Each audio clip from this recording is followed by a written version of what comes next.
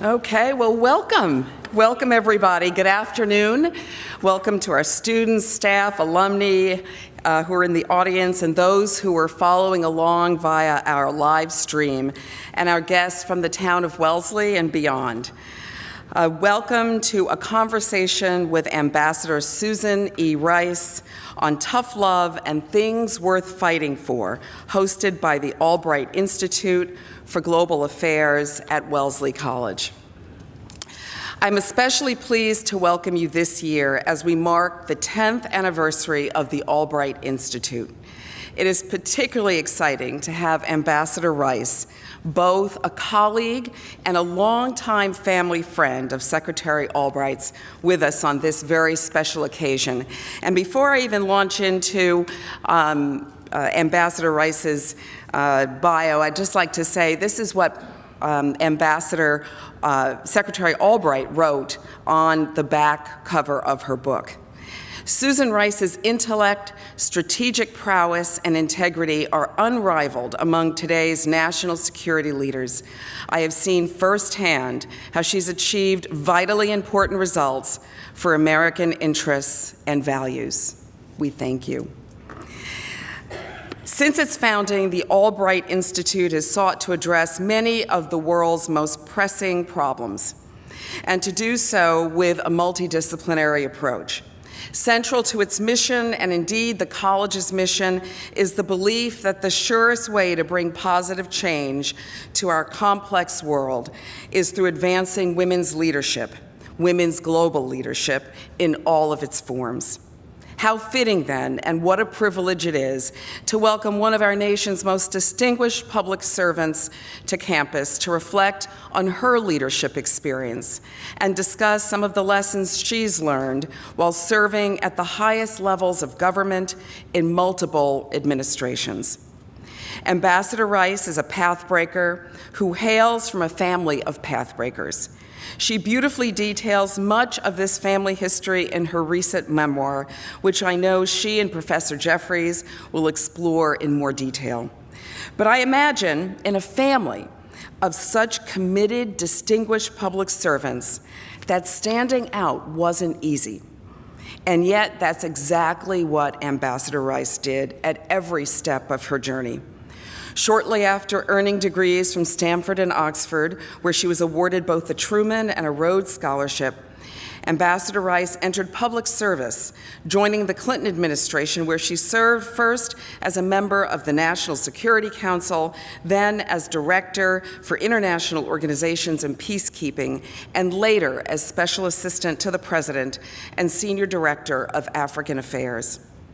In 1997, at age 32, Ambassador Rice became one of the youngest assistant secretaries in our nation's history when President Clinton appointed her Assistant Secretary of the State for African Affairs.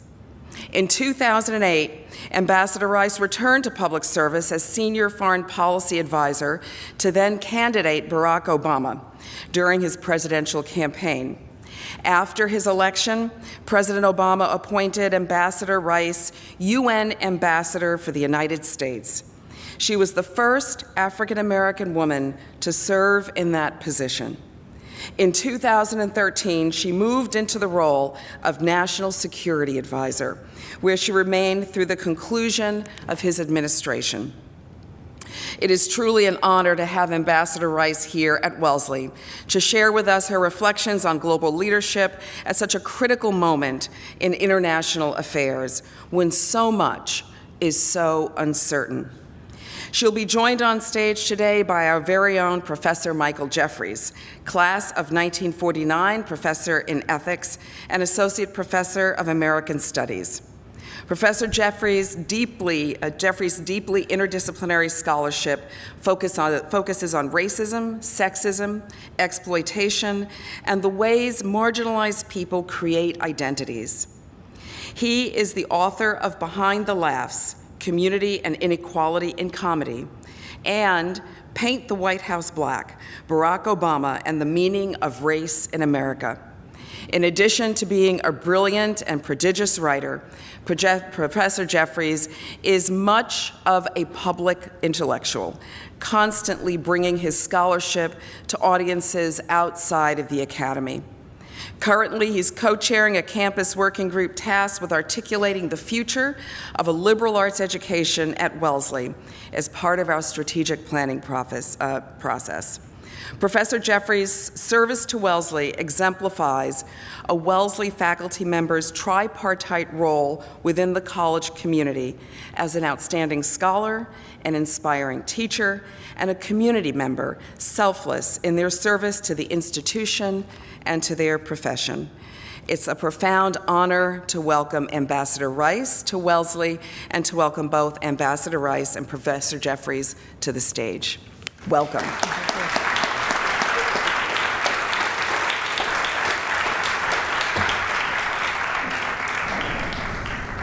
Good afternoon. Madam President, thank you so much. It was a very generous introduction. It's great to be here, and it's great to be with all of you, and thank you so much, Professor, for doing this. Thank you. Thank you for being here. Thanks to each of you for making time in your day, joining us via the live stream, and we're going to have a great conversation. We don't have that much time, so I'm just going to get right to it by starting with some questions about the book. We will talk about all the stuff going on out there in the world, I assure you, so just buckle up for that. But before we get to that part of the conversation, I think so much of what we'll hear from you about the things happening today are really going to be informed by what your experiences were in your professional life and your family life. So let's start with the book, Tough Love. Can you just tell us why you decided in the first place to write it? Well, I think I'd long hoped to be able to write a memoir. I had a rather unique background in terms of my family, in terms of my upbringing in Washington, D.C., the jobs that I've been able to have, the privilege of serving 2 presidents for 8 years and representing the United States to the world and trying to keep us safe. And I've learned a lot in the process from my family, from my upbringing, from my experience in government that I wanted to share. And in particular, I wanted to share what I've learned about competing and thriving in unforgiving environments, and when you've been knocked down to try to figure out how to get back up. I could have written this book 10, 15 years from now. I'm not too old to write a memoir, but I'm not necessarily old enough to write a memoir. And the reason I wanted to do it now, or when I left government, is because I felt, quite honestly, that during my time in the Obama administration, when I had this extraordinary privilege of serving the country, serving the president, I wasn't able to speak in my own voice for myself. And I'd had the experience, particularly in the wake of the terrorist attacks in 2012 on Benghazi, when I went out in public and spoke about what our best information was at the moment, and then that information changed, and I was in many quarters roundly accused of being a liar and incompetent and all of that, that depending on which cable television channel you watched or what side of the political spectrum you were on, you had a perception of me as victim or villain or, heroine, none of which bore any resemblance to who I am and where I come from and what motivates me. And so I was unable to speak to any of that because, quite rightly so, I was speaking for the president, speaking for the country. And I wanted to tell my own story in my own words and not continue to be characterized by others and mischaracterized in terms that bore no resemblance to who I am. I will get to this when we start talking about my family, but one of the many, many wise lessons that my father taught me and my younger brother is don't let other people define you for you. And while I have absolutely no regrets about the choice to continue to serve and the privilege that entailed, it did come at that cost for a period of time. And now I've had the chance to tell my own story in my own words. Can I ask you about the title then? Yeah. I mean, why Tough Love? What does that mean? How did you settle on it, and why that theme, that title for the book? Well, tough love to me means loving fiercely, but not uncritically. And that's how I was raised. My parents were very quick to tell me and my brother if we were messing up, and very quick to tell us when they were proud of us and when we were on the right path. And quite frankly, that's how I've tried to raise our kids. It's also how I've tried to serve in government and lead teams. I'm a believer in shooting straight and giving and receiving the kind of feedback that you need to be able to do your best. And it's also, frankly, how I've tried to serve our country. I love our country passionately, but we're not infallible. We make mistakes. We ought to be able to acknowledge those mistakes and learn from them and try to be better. So as I wrestled with the title, as many authors do, and I went through too many iterations, this was really the one that summed up everything, both personal and professional. You've talked about your parents a couple of different times already, or at least mentioned them. Can we start with a little bit more about your father and his legacy, his history, his family's history, and how that shaped you and your family? Yeah, and if you'll indulge me, I'm not going to you're not going to let me talk only about my dad. I got to talk about my mom too. And they both were just hugely influential forces on my life, as were my parents, not just my parents, but my grandparents, and in some ways my great-grandparents. So I'll start with my dad just because you began there. My dad, Emmett Rice, was born in segregated South Carolina around 1920. And he was the son of a Methodist minister, college educated, and the grandson of a slave Methodist minister, college educated.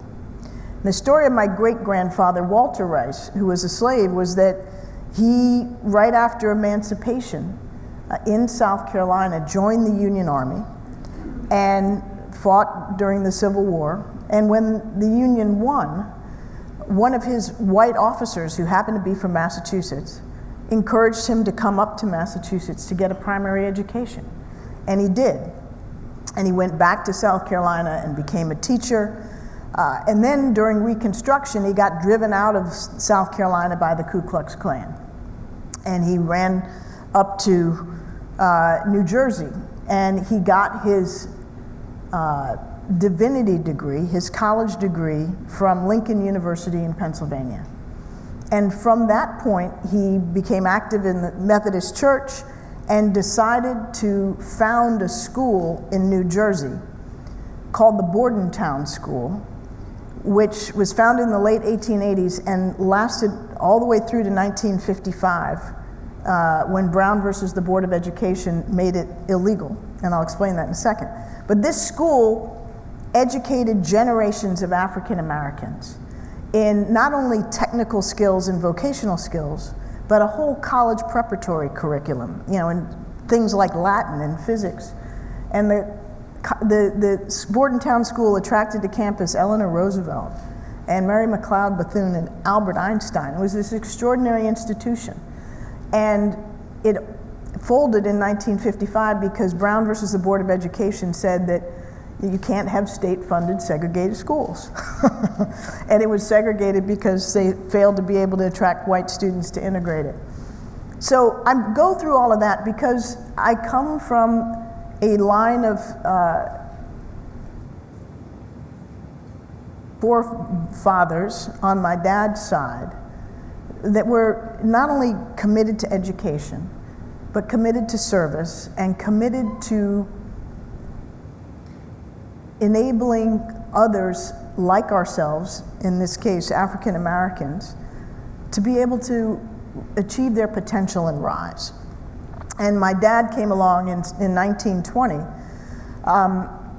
and really was born and raised in the height of the most vicious forms of Jim Crow, when lynching was rife and things were the intensity of oppression. And here he was, somebody clearly with talent and with the legacy of college achievement, who was trying to figure out, in this context, how do I fulfill my potential? After his father died when he was young, he moved to New York City. He went to City College of New York. He got his BA and MBA there. He studied economics and then was drafted into World War II. And he served with the Tuskegee Airmen during the war. And that experience really shaped him in a profound way.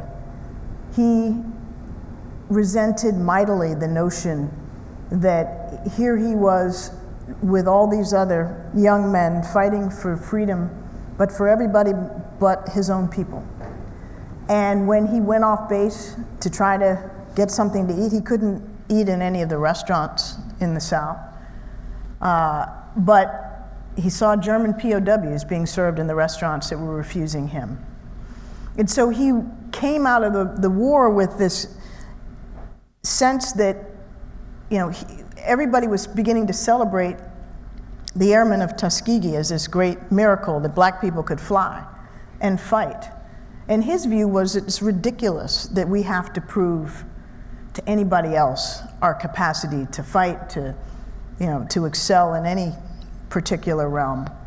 And so his whole experience with race growing up in the South, becoming an educated leader who went on to get his PhD in economics at Berkeley, studied as a Fulbright scholar in India, and then couldn't get a job in California or anywhere on the West Coast in academia, only got a job back at Cornell as an assistant professor because they didn't know he was black until he showed up. But they kept him. And he went on to have this extraordinary career in economics, in banking, and became a governor of the Federal Reserve. And I go through all of that with my dad because his experience with race and with trying to find a method of believing in yourself and in excelling despite these obstacles is one of the most important things that I learned from him. And we can talk about that more. My mom was born in Portland, Maine. She was the daughter, the youngest of 5 children, of Jamaican immigrants who came from Jamaica with nothing in 1912 and settled in Portland, Maine, which, as you can imagine,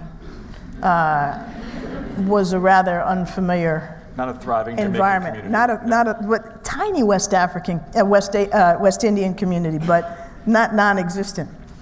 My mom, as I said, was the youngest of 5. Her 4 older brothers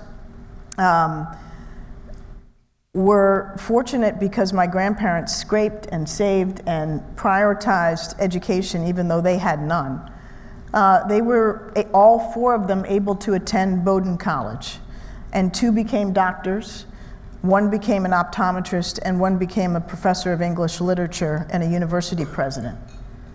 And then along came my mom, the baby, who couldn't go to Bowdoin because when she graduated high school in 1950, they didn't take women. And my grandparents had no idea what to do, except that my uncle, the one who became the English literature professor, had gotten his PhD at Harvard. And he suggested to my grandparents that there was this place called Radcliffe that might be willing to take my mom. And since she was valedictorian of her high school class and a president of her school government, a champion debater, they did take her, but not initially willing to give her the funds that she needed to go. And we can come back to that too, but my mom went on, after a very successful career at Radcliffe, to herself rise in her field, which was education policy, and then to serve as a corporate executive and a corporate director on 11 publicly traded corporate boards. So she was a pioneer. When she went to Radcliffe, she was one of 3 African Americans in her class. And it was a time when, as you can imagine, a place like Radcliffe was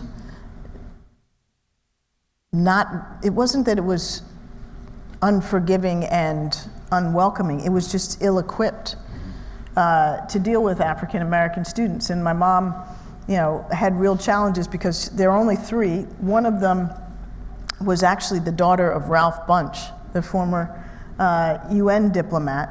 She had some means, so she was able to have a single. My mom had to be paired with the only other African-American woman because they couldn't room with white students Of course not. back in the day. And they hated each other. They couldn't get along. I mean, my mom spoke about this poor roommate of hers as if she was truly crazy. And from what I've read, I think she was probably right. And my mom, said to Harvard, I can't do this. You got to figure out something else. And they said, well, you're a scholarship student, so we can't give you a single. And my mom, being the tenacious woman that she was, gave them such a hard time that eventually they relented and gave her a single room from her sophomore year on. Anyway, those were my parents. And they were extraordinarily successful professionals in their own rights. They had no business being married to each other. They had a terribly unhappy, violent, painful marriage that ended in divorce by the time I was 10, or separation anyway, by the time I was 10. But from them and their example and their support and their love to me and my brother, I learned so much about how to navigate in a world in which, I was one of few women or one of few African Americans or the youngest. They taught me some really powerful lessons. Why don't we seize on that transition and try to cover some of that ground? Because as you just said, you've been in rooms where you're the youngest, you're the only woman, you're the only black person, sometimes a combination of those three identity markers. Can you talk about how you navigated those circumstances and maybe how it's changed over time, or how your conduct and your approach has changed, whether it's in an educational setting or whether you're here or abroad, or any kind of depth that you can give us on that question would be great, I think. So with these parents who were role models in many ways, but particularly my dad, who had gone through this huge challenge of how do I fulfill my potential, where I'm living and trying to function in a world where everybody's telling me I don't count and that I can't. And he struggled with that all the way through Tuskegee and his graduate studies at Berkeley. But in many ways, going to Berkeley, moving to the West Coast, being in an environment where, at least on a social level, the overt racism was much reduced, and then going to India, where he studied as a Fulbright scholar, and being a man, a brown man in a brown society, where all of a sudden he was not visibly a minority, and brown people were running this extraordinarily important, burgeoning new country that had such potential, changed his whole perspective. And so, as a young professional, he came to realize a couple of things. One, that he could not be who he was and fulfill his potential if he was carrying around in his psyche the burden of race. And so at some point he persuaded himself that these are his words, if my being black is going to be a problem, it's going to be a problem for somebody else, not for me. In other words, he was not going to let other people's prejudice, other people's negative definition of him, become his own self-definition. And he recognized that bigotry, to an extremely large extent, is a result of the bigot's own insecurity. And as the recipient of bigotry, he realized that he actually had a choice. He could allow that other person's perception of him to become his own. Or he could sort of perform a sort of psychological jujitsu and push it back on them and say, I'm not going to let that happen. You've got the problem. It's not my problem. And as hard as that was, and as many obstacles as he encountered, and as many times as race was an impediment for him, he learned to believe in himself and not let other people define him for him. And he taught me that from a very early age. And my mother, as a pioneer in the corporate world and so many other ways, taught me that you are often going to be the only. I grew up in Washington, D.C., born in the mid-'60s, raised there in the '70s and early '80s. I was very fortunate to go to the best private schools in Washington, which meant that, all through my education, I was one of a handful of black kids. And I had to figure out how in that environment and those that I went on to subsequently, to not let other people's bigotry get in my head. And I was able to do that from an early age. And so when I, fast forward to when I'm a 28-year-old or 32-year-old young official in the national security world, where at that time there were very few women, there were very few people of color, and certainly very few women of color under the age of 35. There were many people who thought I had no business being in the roles that I was in, that I was too young, that I hadn't, paid my dues enough. And there were those who tried to trip me up or bully me or what have you. And my approach to that was to draw on another lesson that my dad taught us, which was don't take crap off of anybody. He was very serious about it. And don't take crap. If somebody's bullying you or dismissing you or denigrating you, you push back. You stand up for yourself. You don't start a conflict, but if they're coming at you, you don't yield. And that's frankly how I've behaved when necessary. And I talk about in the book, there are plenty of stories about big people and small people who bullied me. Maybe we should do one of those stories. Please do. And how that played out.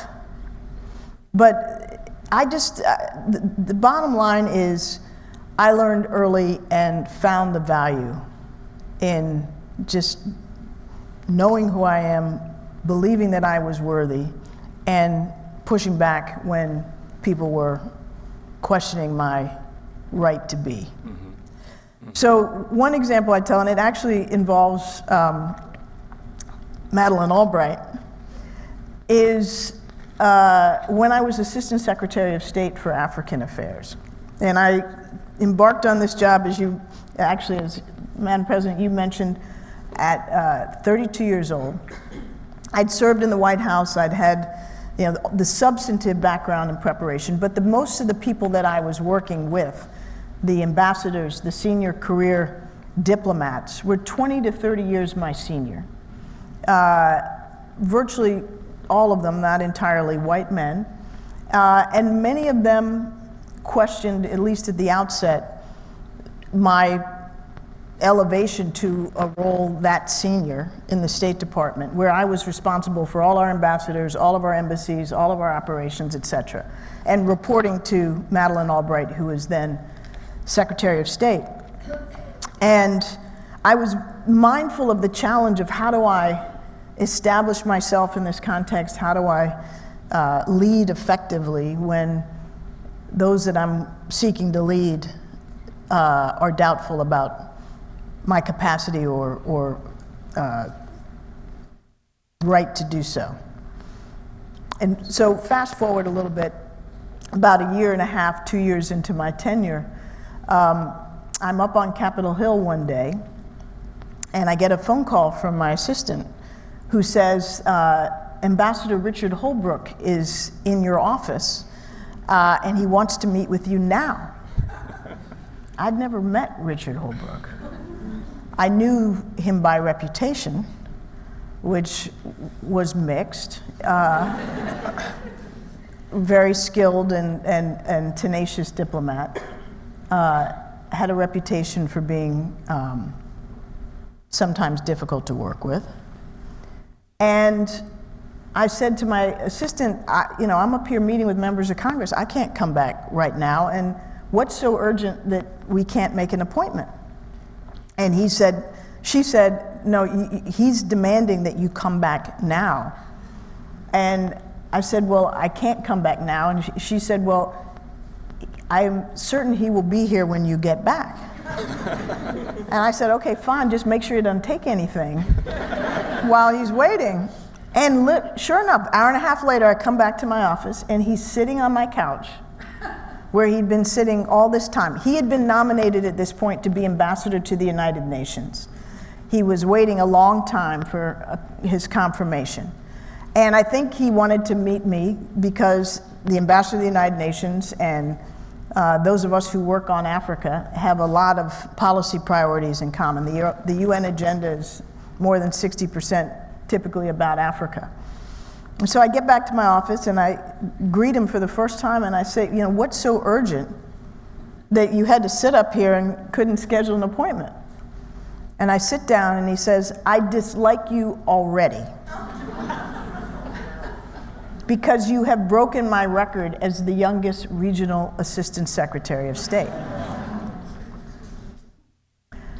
And our relationship went downhill from there. Some months later, once he had been confirmed as UN ambassador, he decided that he was going to have a big summit on Central Africa. And he summoned not only all of the ambassadors who worked for me who were accredited to the African countries, of the Central African countries, back to New York, he summoned the heads of state of these African countries to New York. And then he realized that no heads of state were going to sit at the table being chaired by an ambassador. So he needed Secretary Albright to rescue him and come up and chair the Security Council. But the Sunday before she was to come up on the Monday to chair the meeting, he summoned me, a few members of my team, and these ambassadors who reported to me, who were, as I said, 20 to 30 years my senior, and were from the Central African countries, to his office at the UN, in actually a small conference room in his office. And in this meeting, which was to prepare for the summit, we end up, all the participants, in a big argument over a significant policy issue. And most of the ambassadors are disagreeing with him, but not all of them. And then I state my piece at the end, and he gets very upset with my perspective because it differed from his.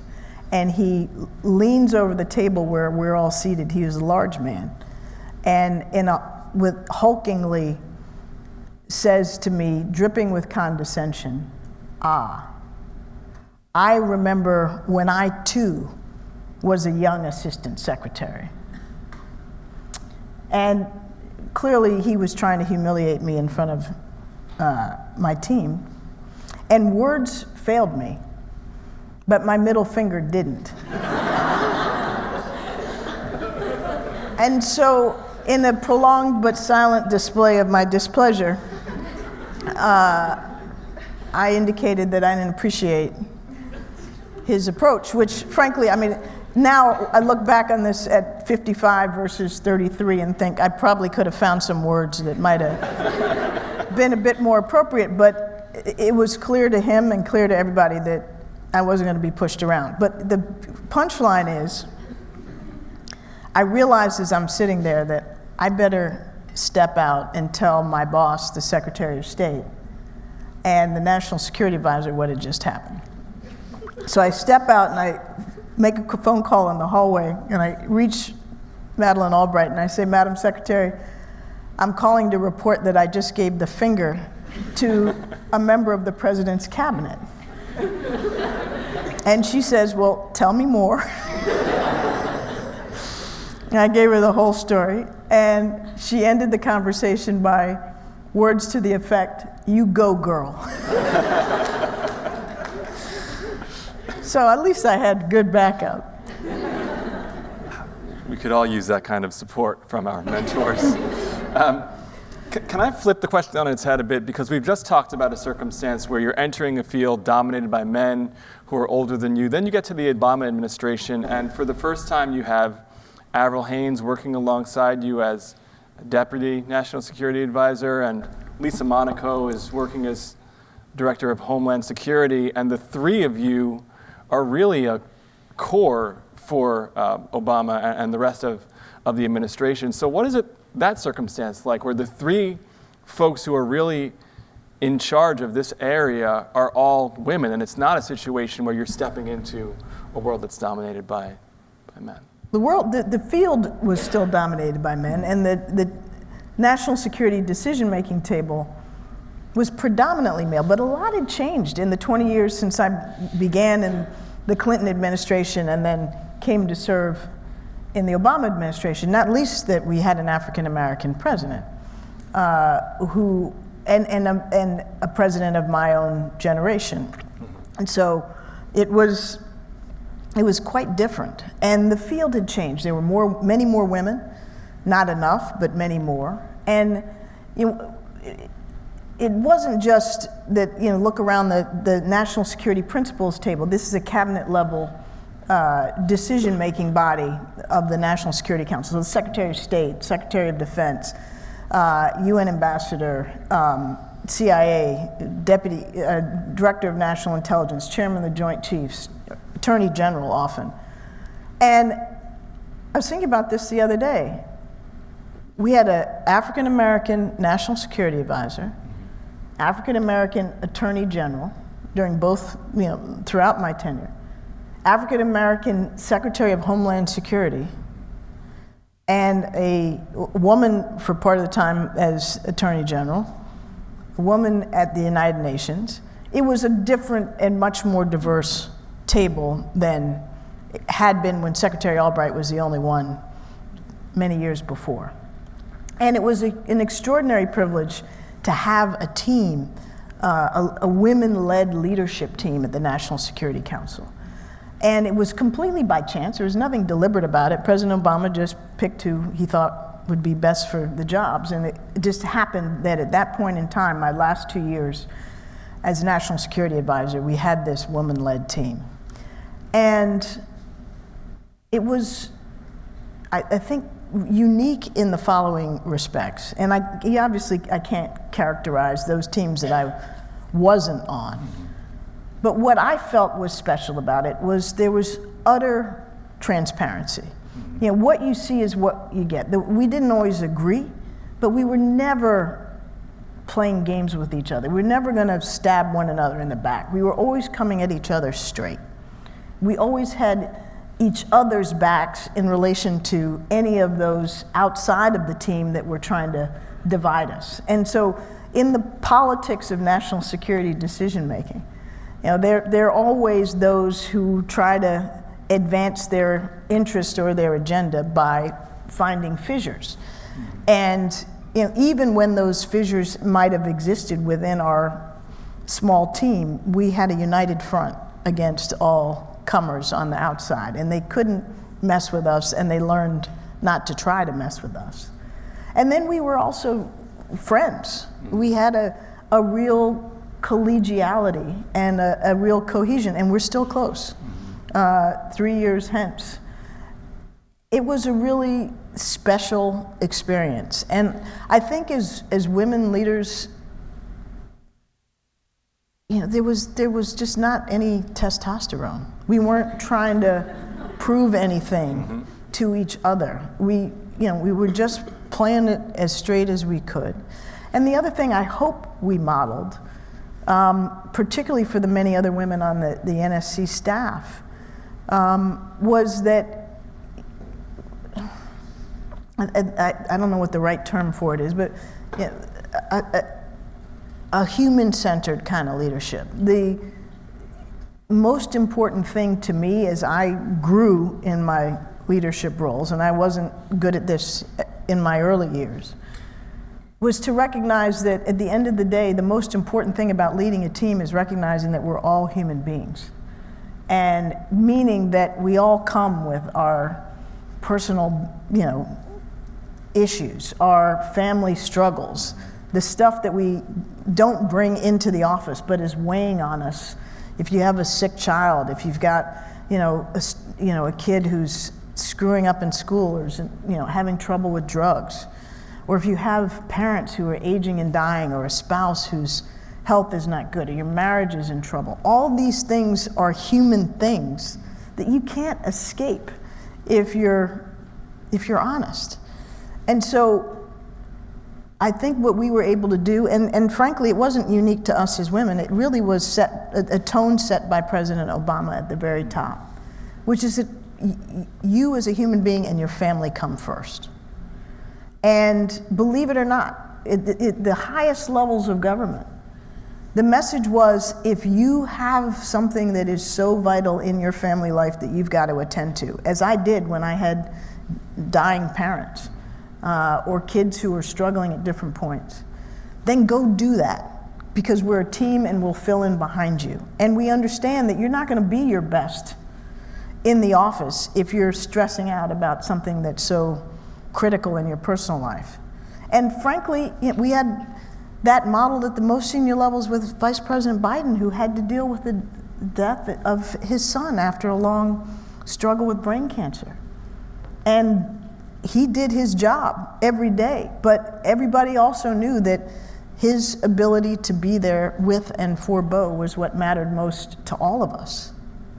And so at the highest levels and every level beneath, we really tried to support each other and to lead by example and give our colleagues the support and the security in the knowledge that they could and must do what they had to do, and we would all have their backs.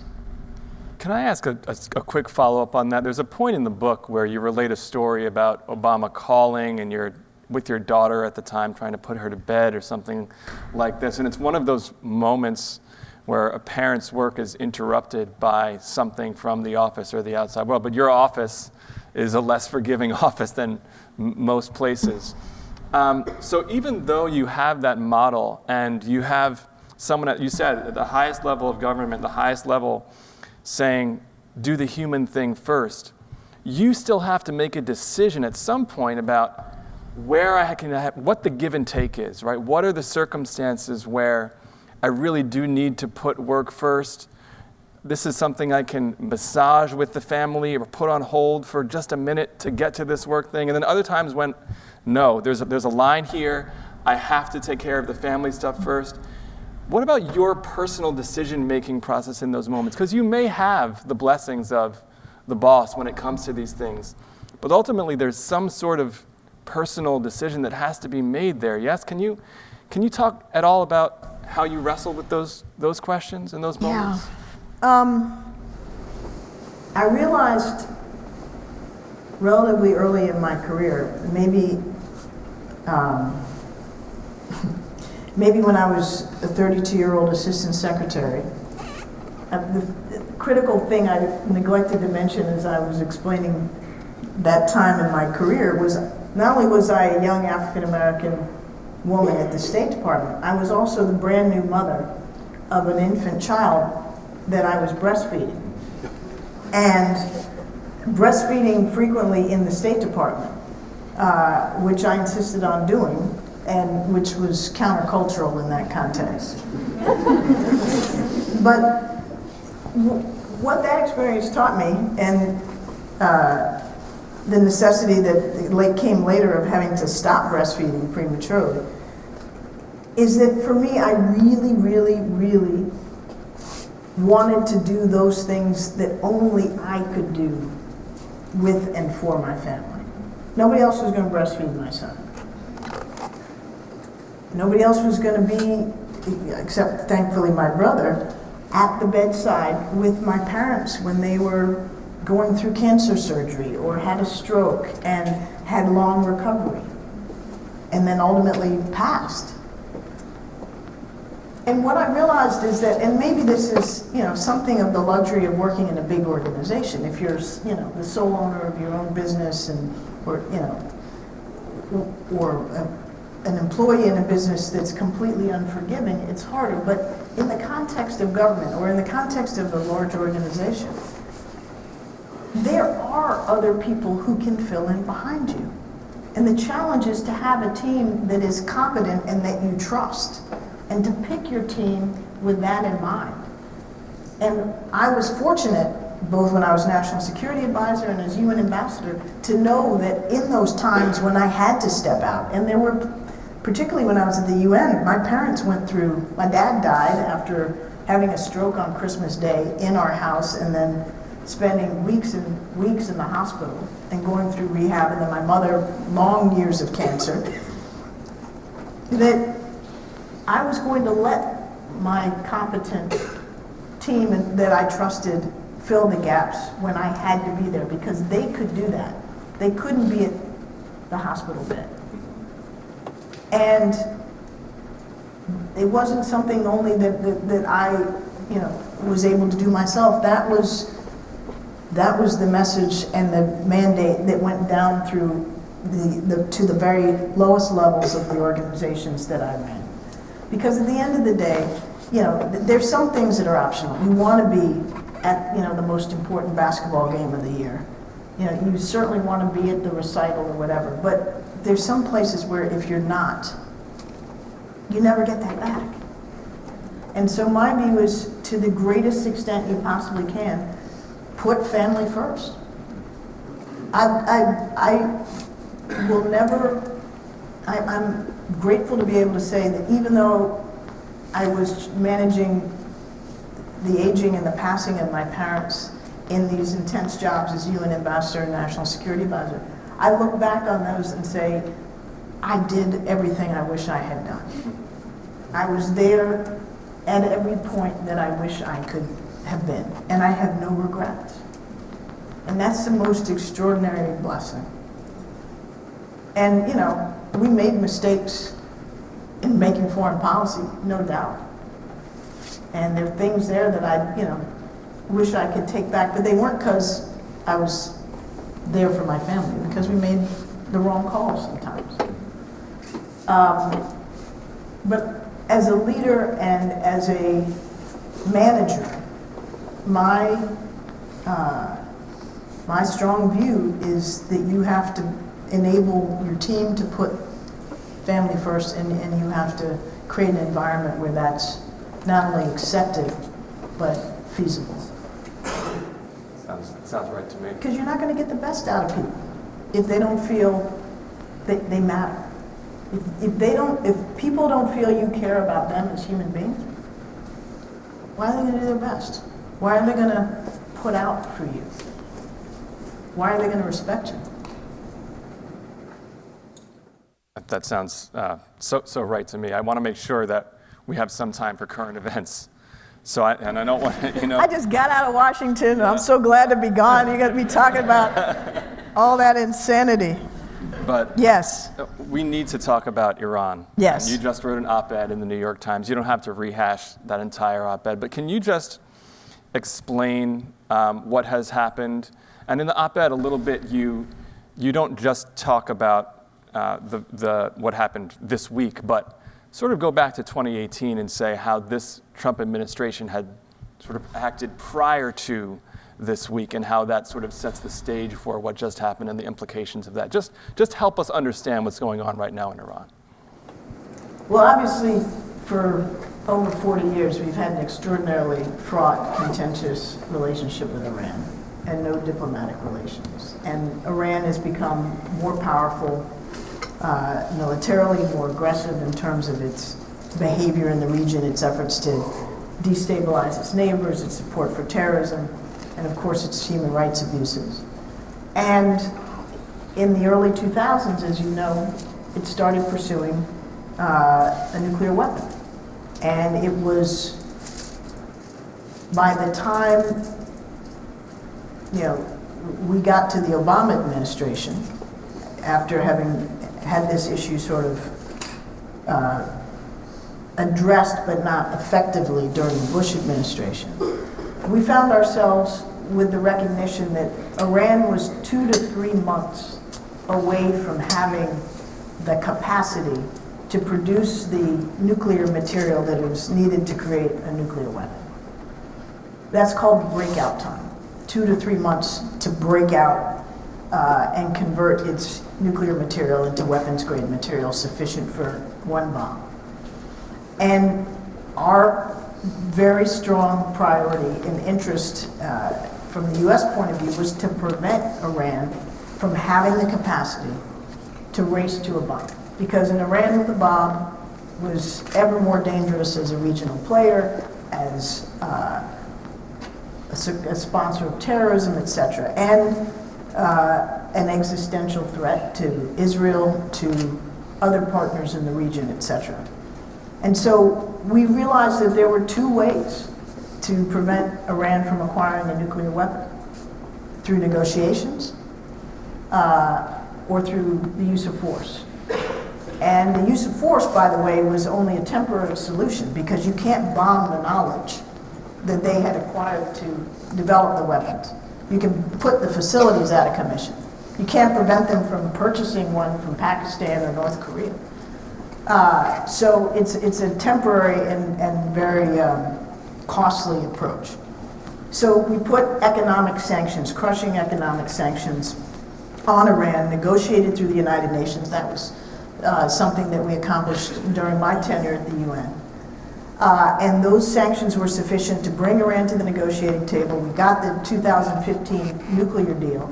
And the short version of that nuclear deal was it prevented Iran from employing any path to a nuclear weapon. It had the most intrusive inspection regime in history, and Iran forswear the ability to get a nuclear weapon, not just for 10 or 15 years, but forever. And some of the restrictions on their ability to enrich and types of centrifuges, that kind of stuff, expired after 10 or 15 years. But that deal was working, and the Iranians, by our intelligence community's assessment, by the International Atomic Energy Agency, every independent and not independent entity assessed that Iran was adhering to the deal. So President Trump comes in, campaigned on how terrible, what an awful, terrible deal it was, and was determined to undo it. He had advisors who were trying to keep him from fulfilling that pledge, because they understood that even though they weren't fans of the deal, that it was working, and that walking away from it would lead us to a worse place. But in May of 2018, the president withdrew from the deal unilaterally, without our allies, against the advice of his national security team, and then imposed these crippling sanctions, maximum pressure. And at that time, those of us who knew Iran well understood that this maximum pressure was not going to cause Iran to come back to the negotiating table to renegotiate a deal that was working, that they were adhering to. It was going to cause them to go in a much more dangerous and unpredictable direction. And so since 2018, what we've seen is Iran gradually, particularly in the last year, as they realized that there wasn't going to be a way back into the deal, to lash out in ways, more and more aggressive, attacking a drone and shipping in the Persian Gulf, reigniting their proxy forces in places like Iraq, and resuming incrementally portions of its nuclear program. The fact of the matter was, after the deal was struck, actually even before the deal was struck, but once we got into negotiations, from about 2013 until about 2018, when Trump violated it, there were no Iranian proxy rockets coming into our diplomatic or military facilities. They stopped. There was no attacks on us or other shipping in the Persian Gulf of any significance. It was relatively quiet. Other issues remained to be sure, but the type of thing that we've seen of late was not happening. But it resumed, and we got into a series of tit for tat responses.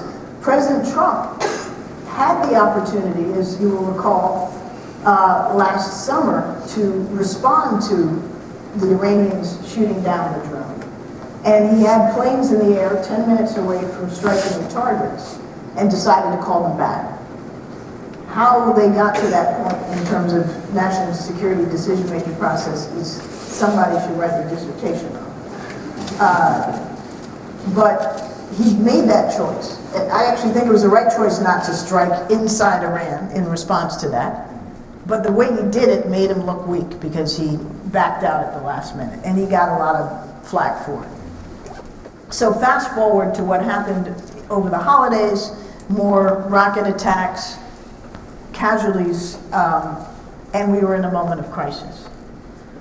President Trump's options ranged from responding in Iraq against the militias to killing Qasem Soleimani, which, by the way, I cannot believe the chairman of the Joint Chiefs and the Secretary of Defense put on the menu.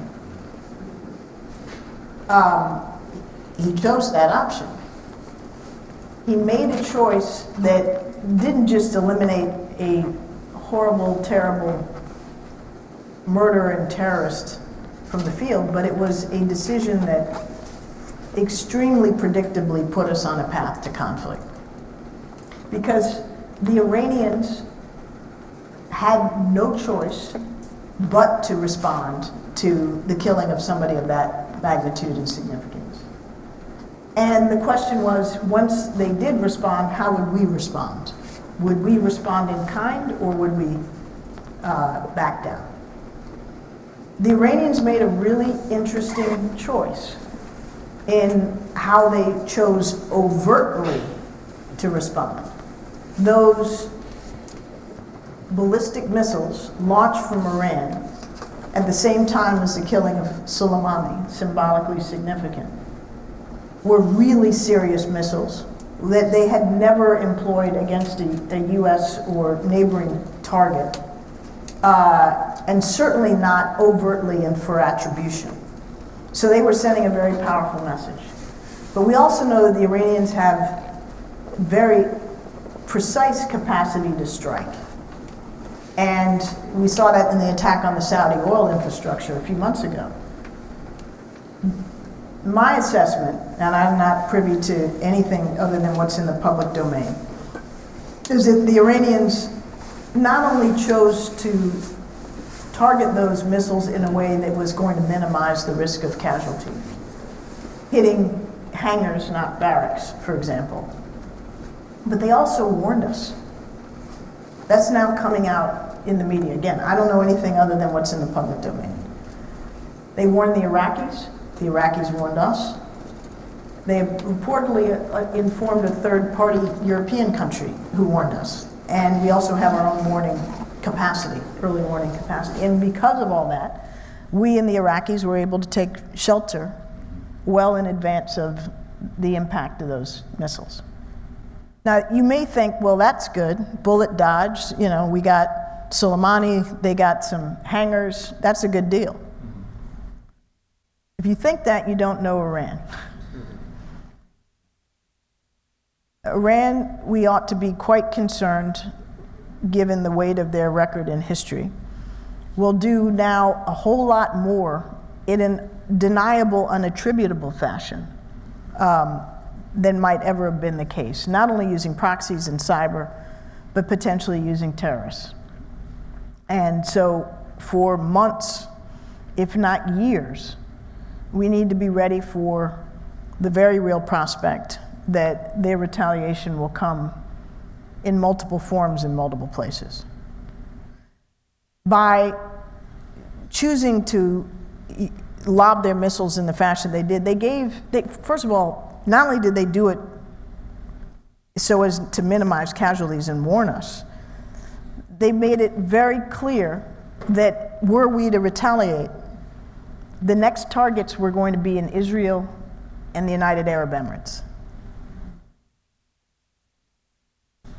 Israel and the United Arab Emirates, you can be sure, expressed to the Trump administration their strong preference that we did not take the opportunity to retaliate, particularly in light of no casualties. Had we done so, by their messaging and by virtue of the fact that they paused, it would have been very clear that President Trump, absent any claim of an imminent threat, and by the way, that claim in my estimation is dubious based on what they've shared, would have been the initiator of a full-scale conflict that would have lit up the region. And thankfully, he chose not to go down that path. But make no mistake, we are far less safe today than we were on Christmas Day because of the following: the risks of retaliation, which are yet to come, the fact that in the meantime, we have had to suspend the fight against ISIS, and ISIS remains a significant presence, even if they don't have a physical caliphate, in both Iraq and Syria, with tens of thousands of fighters that are trying to reconstitute. The whole reason why we're in Iraq is now moot. The Iraqi government is going to force us out of Iraq, if not sooner than later, on terms that are not our own, which was Qasem Soleimani's overriding objective, which I guess is likely now to be achieved in death. And the Iranians have declared that they will exercise absolutely no restraint on their nuclear program. So it's essentially full steam ahead if they wish to achieve breakout and have the material for a or many nuclear weapons. And we will then soon again find ourselves back to that very same choice of preventing them through means short of the use of force, diplomacy, etc., which is hard to envision at this point, or utilizing force. You heard President Trump say yesterday, Iran won't get a nuclear weapon on my watch. Well, they wouldn't have gotten a nuclear weapon on his watch if he had kept the deal in place.